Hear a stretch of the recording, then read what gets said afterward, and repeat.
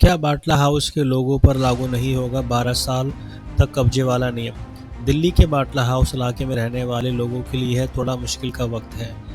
यहाँ पर एक हफ्ते के अंदर 2 जगहों पर तोड़फोड़ के नोटिस चिपका दिए गए हैं। बीते सोमवार को भी दिल्ली विकास प्राधिकरण यानी डीडीए ने मुरादी रोड स्थित खसरा नंबर 269 पर बने मकानों व दुकानों पर नोटिस चिपका दिए गए थे।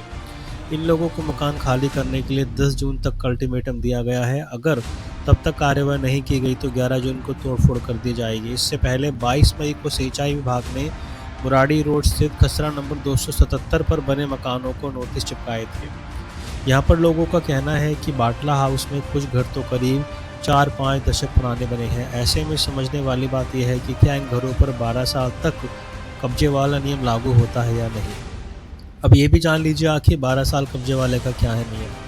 अगर आपकी संपत्ति पर किसी ने अवैध कब्जा कर लिया है और आपने उसे हटाने में लेट लतीफ़ किया तो उम्मीद है कि वो जगह आपके कब्जे से चली जाएगी। दरअसल साल 2019 में सुप्रीम कोर्ट ने यह फैसला सुनाया था कि अगर वास्तविक या वैध मालिक अपनी अचल संपत्ति को दूसरे के कब्जे से वापस लेने के लिए समय सीमा के अंदर कोई कदम नहीं उठाया तो उस पर उसका मालिकाना हक खत्म होकर वह संपत्ति अवैध कब्जे वाले के पास चली जाएगी। लिमिटेशन एक्ट 1963 के तहत निजी अचल संपत्ति पर लिमिटेशन की वैधानिक अवधि 12 साल है, जबकि सरकारी अचल संपत्ति के मामले में यह 30 साल है। यह समय कब्जे के दिन से शुरू हो जाता है। 12 साल बाद जमीन पर कब्जे वाले का हक।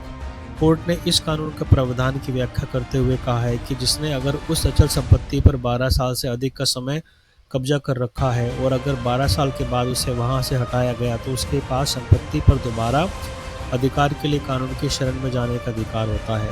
अगर 12 साल से किसी जमीन पर किसी ने अवैध कब्जा किया और मालिक उसे नहीं हटा रहा तो अवैध कब्जा करने वाले का मालिकाना हक मिलेगा।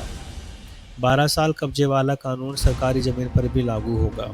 अब सवाल यह है कि अगर बाटला हाउस में कुछ घर 4-5 दशक पुराने हैं तो अब उन पर यह नियम लागू होता है या नहीं।